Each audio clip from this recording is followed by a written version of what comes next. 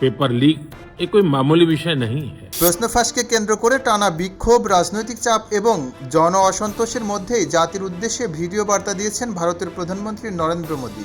Paper leak घटना से अब तक पिछले 2.5 महीनों में अनेक विध कदम उठाए गए।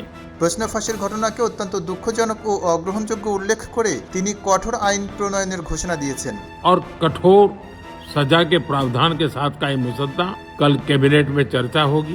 कैबिनेट के साथियों के सुझाव के बाद उसका अंतिम रूप दिया जाएगा। সাম্প্রতিক বিভিন্ন নিয়োগ ও ভর্তি পরীক্ষায় প্রশ্ন ফাঁসের অভিযোগকে কেন্দ্র করে ভারতের বিভিন্ন রাজ্যে শুরু হয়েছে তীব্র আন্দোলন। শিক্ষার্থী, চাকরি প্রার্থী ও বিভিন্ন সামাজিক সংগঠনের সদস্যরা রাস্তায় নেমে প্রশ্ন ফাঁসের সঙ্গে জড়িতদের দৃষ্টান্তমূলক শাস্তি, পরীক্ষার ব্যবস্থায় স্বচ্ছতা এবং দুর্নীতির অবসানের দাবি জানাচ্ছেন। আইন শৃঙ্খলা রক্ষাকারী বাহিনীর সঙ্গে বিক্ষোভকারীদের উত্তেজনাও দেখা গেছে। এমন পরিস্থিতিতে ভিডিও বার্তায় প্রধানমন্ত্রী নরেন্দ্র মোদী বলেন, প্রশ্ন ফাঁসের মতো ঘটনা লাখো শিক্ষার্থী ও তাদের পরিবারের স্বপ্ন ভেঙে দেয়।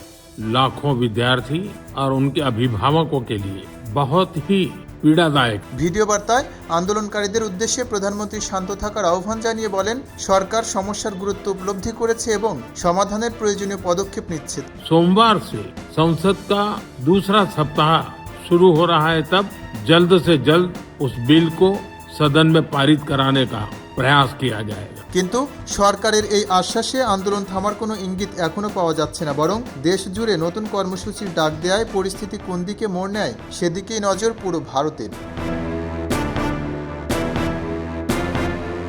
খবরের কাগজ, নিখাদ, নির্ভীক, নিরপেক্ষ।